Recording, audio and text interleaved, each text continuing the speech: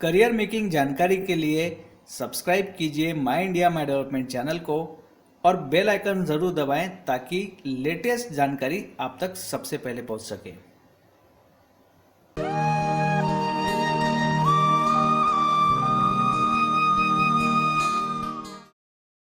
जय हिंद दोस्तों, मेरा नाम है आशा शुक्ला और माई इंडिया माई डेवलपमेंट चैनल में आपका स्वागत है।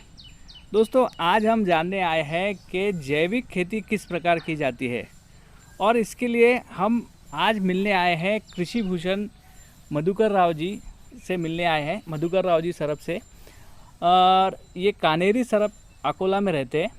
तो आज हम जानेंगे कि जैविक खेती किस प्रकार की जाती है और इनका एक्सपीरियंस इसमें कैसा है। ठीक है, तो नमस्कार। सबसे पहले तो सर आपका हमारे चैनल पे स्वागत है। धन्यवाद। और कृषि भूषण ये उपाधि से आपको बराबर जो है। गवर्नमेंट द्वारा नवाजा गया है। हाँ। तो सर, आप सबसे पहले तो आपके एक्सपीरियंस के बारे में बताइए। नहीं, अब मैं शुरू से किसान हूँ। मेरे पास 25 एकड़ खेती है जी। मगर 90 से 2000 के बीच में अच्छा। जो रासायनिक खेती करता था मैं, तो रासायनिक खर्चा बढ़ गया था। इंसेक्टिसाइड, उसका जो फर्टिलाइज़र है, उससे मेरे को खेती करना यानी परवड़ता नहीं था। मुनाफा कम रहता था, घाटा रहता था। तो मैंने उस पर से इलाज ये किया है कि भाई अपन क्या कर सकते कि अपना मुनाफा कैसा बढ़े। वही हिसाब से मैंने जैविक खेती करना चालू कर दिया है। जी। जैविक खेती करने के वास्ते अपने पास देसी गाय होना ज़रूरी है। ओके। मेरे पास 25 एकड़ खेती है। मैं 2002 से जैविक खेती कर रहा हूँ। युवा रूरल नाम की एक संस्था है, वो उनका एक इंसाफ नाम का प्रोग्राम मेरे गांव में हुआ था। और जैविक खेती करने से क्या लाभ होता है, किसानों को कैसा लाभ होता है, वो मुझे मालूमात पड़ी। उसके बाद में मैंने हमारे अकोला ज़िले में डॉक्टर भाऊसाहेब पंजाबराव देशमुख कृषि विद्यापीठ है, कृषि विज्ञान केंद्र है, उनसे मालूमात करके जैविक खेती के बारे में मालूमात की कि वह जैविक खेती कैसी करना चाहिए। वही हिसाब से मैंने करना चालू किया। तो 2002 से मैं जैविक खेती कर रहा है। उसमें मुझे बहुत फ़ायदा हुआ। उसमें खर्चा कम आता है और मुनाफा ज़्यादा रहता है। ओके। और वो जो उससे जो अनाज निकलता है, तो अनाज एक विष मुक्त रहता है, उससे बीमारी होती नहीं और ज़मीन के पोत अच्छी बनती उससे। आज जो पर्यावरण का जो संतुलन बिगड़ गया है, जो बीमारी आ रही है, जो खेती पे बीमारी आ रही है, आदमी पे बीमारी आ रही है। आज पंजाब का उदाहरण देखेंगे तुम, तो पंजाब के अंदर स्पेशल कैंसर की एक रेल चल रही है। हाँ, बिल्कुल बिल्कुल। तो उसके ये फर्टिलाइज़र और इंसेक्टिसाइड के परिणाम हैं। इस वास्ते मैं किसानों को ये करूँगा कि आप कैसा भी करो लेकिन जैविक खेती करो। तो दोस्तों, यहाँ पे रासायनिक खेती के जो दुष्परिणाम है, ये भी हम सबको यहाँ पर भुगतने पड़ते हैं। तो अगर एक नॉर्मल इंसान है या नॉर्मल किसान है जिसको जैविक खेती की तरफ बढ़ना है, तो उसकी शुरुआत उसने कैसे करनी चाहिए सर? शुरुआत उसने अपने खुद के यहाँ जानवर रखना चाहिए, देसी जानवर। और जो जानवरों का गोबर निकलता है, गोमूत्र निकलता है, जो गौ माता है अपनी, ये गौ माता ही अपने को बचा सकती है। एक गौ माता अगर तुम्हारे पास रही तो तुम 20-25 एकड़ जैविक खेती आराम से अच्छी तरीके से कर सकती है। और मैं कर रहा हूँ। तो मेरे परिसर में भी बहुत से लोग हैं।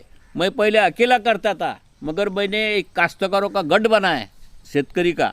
वो गठ के माध्यम से हम जैविक खेती कर रहे हैं आज। और हमारा जो माल है उसको 2 पैसे भाव भी ज़्यादा मिल रहा है।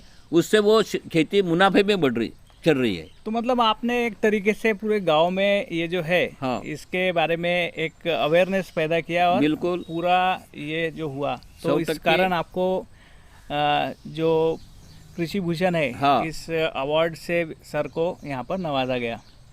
तो सर, आप इस अवार्ड के बारे में हमें कुछ बताइए सर, एक्सपीरियंस कुछ। नहीं, मैं ये जो करता हूँ जैविक खेती, इसमें जिले में तो प्रचार किया है मैंने, मगर अपने विदर्भ के परिसर में भी उसका प्रचार किया है। उस वास्ते मुझे महाराष्ट्र शासन ने 2014 में कृषि भूषण दिया है। इतना ही नहीं तो जो पंचायत समिति लेवल है, जिला परिषद लेवल है, स्टेट गवर्नमेंट है, राष्ट्रीय है, अनेक मुझे पुरस्कार अवार्ड मिले हैं, बहुत प्रशस्ति पत्र, प्रमाण पत्र मिले हैं। यहाँ तक कि MS Swaminathan research centre Chennai का जो है हाँ हाँ, उसका भी मुझे फेलोशिप मिला है 2010 में। बहुत अच्छे। उसके बाद में 3 जुलाई 19 को मुझे सह्याद्री दूरदर्शन का जो सह्याद्री कृषि सम्मान है वो भी मिला है। वो किस वास्ते मिला है? कृषि मालाचे पणन व्यवस्थापन, उसके बारे में वो अवार्ड मिला है मुझे। और मेरा जो गट है एक शासन का उपक्रम है ग्राम बीजोत्पादन कार्यक्रम, वो भी हम चलाते हैं। जो सीड निकलता है वो हम बेचते हैं, उसके ऊपर बहुत ज़्यादा मुनाफा रहता है। तो सर ये अगर जैविक खेती की शुरुआत किसी को करनी है तो उनको कैसा इसमें सहयोग सपोर्ट कैसा मिल पाएगा? बिल्कुल बराबर है। अपना जो महाराष्ट्र शासन का कृषि विभाग है उसके अंदर आत्मा नाम का विभाग है। उसमें तुम आप जाएंगे, उन अधिकारी से मिलेंगे, और वहाँ से नहीं तो अपना डॉक्टर भावसाहेब पंजाबराव देशमुख कृषि विद्यापीठ है, उसमें अपना जैविक खेती का एक स्पेशल डिपार्टमेंट है। वहाँ से आपको मालूमात मिलेंगे। और अकेले के बजाय गट होके 10-10, 20-20 लोग होके अगर अपन कार्य करेंगे तो ये बहुत अच्छा रहेगा। ये करते वक्त मुझे कृषि विभाग, डॉक्टर भावसाहेब पंजाबराव देशमुख कृषि विद्यापीठ, बीज प्रमाणीकरण यंत्रणा, इनका सब सहयोग मिल रहा है। और वो सहयोग के हिसाब से मैं मेरा कार्य कर रहा हूँ। मेरे अनेक प्रोग्राम आकाशवाणी के ऊपर भी हो गए।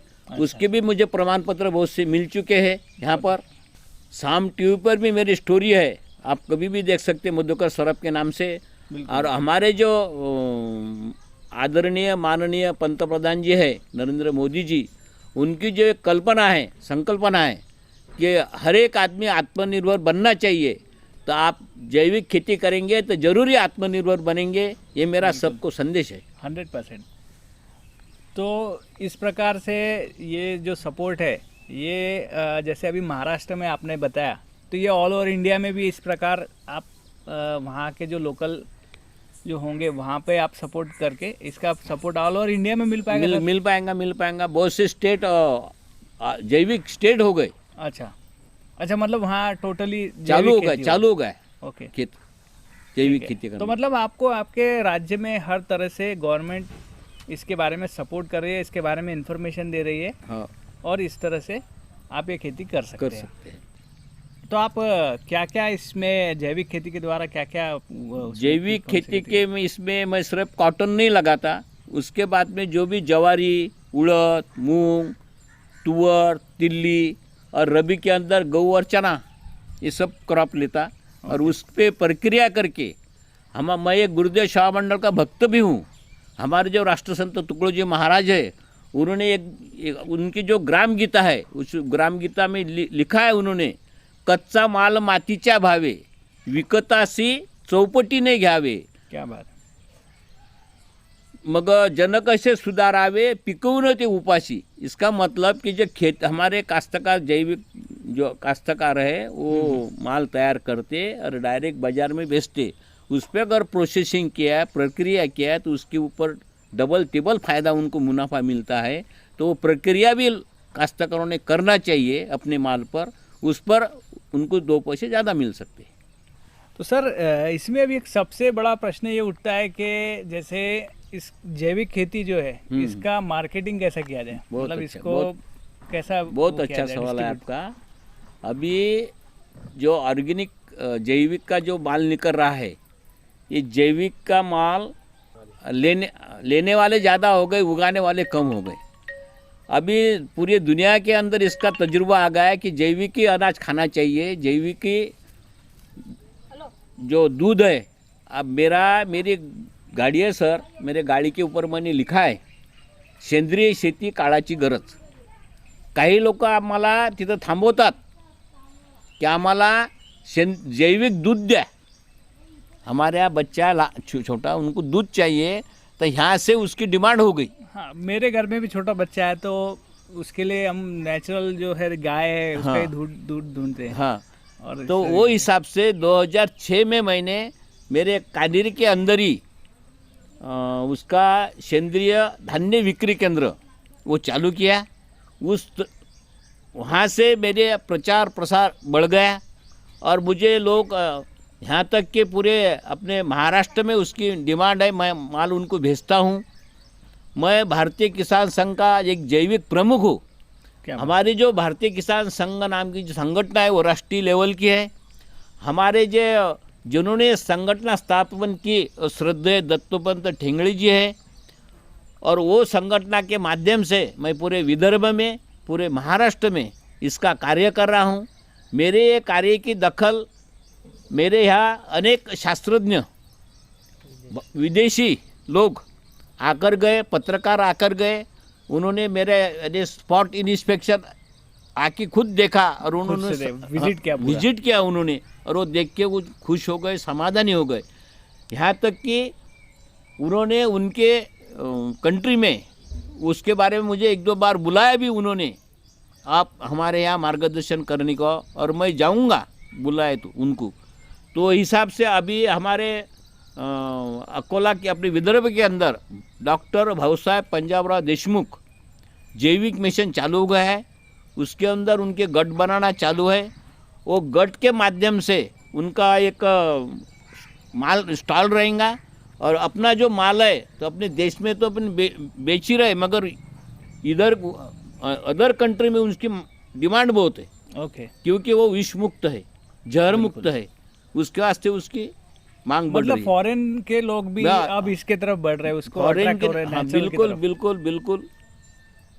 और इसकी शुरुआत हमारे इंडिया से ही हुई, और हमारा भारत ही इसको लीड कर रहा है। लीड कर रहा है, बिल्कुल सही बात है आपकी। यानी अपन आत्मनिर्भर भारत की तरफ, कृषि प्रधान देश की तरफ वाकई में बढ़ रहे हैं। कृषि प्रधान तो देश है ही, लेकिन आत्मनिर्भर भारत बनने की अपन कोशिश कर रहे हैं। कोशिश कर जो हमारे और मोदी जी ने नेचुरल जितना रहेगा, तो आई होप आने वाले समय में अगर नेचुरल खेती की जाए तो वो ट्रेन भी जो कैंसर के वो बंद हो जाएंगे। बंद हो पंजाब में। जाएंगी, जरूर बंद हो जाएंगी, और वो करना ही पड़ेगा, नहीं तो अगली पीढ़ी अपने को माफ नहीं करेंगी। नहीं, वो बिल्कुल बोलेंगे नहीं। हमारे वास्ते कुछ भी नहीं रखा तुमने। तो दोस्तों, इस प्रकार ये जो खेती है ये बहुत इम्पोर्टेंट है कि नेचुरल खेती किया जाना। आज जो हमने मधुकर राव जी से जानकारी ली, ये बहुत ही डिटेल में जानकारी है। अब अगले एपिसोड में हम देखेंगे कि ये खेती वाकई में कैसी होती है, तो उसको बताने के लिए हमारे साथ होंगे योगेश जी, और हम योगेश जी के साथ देखेंगे कि वाकई में ये खेती लाइव में कैसे की जाती है। तो दोस्तों, आज के वीडियो में बस इतना ही। हम अगले वीडियो में फिर मिलेंगे, तब तक के लिए वंदे मातरम।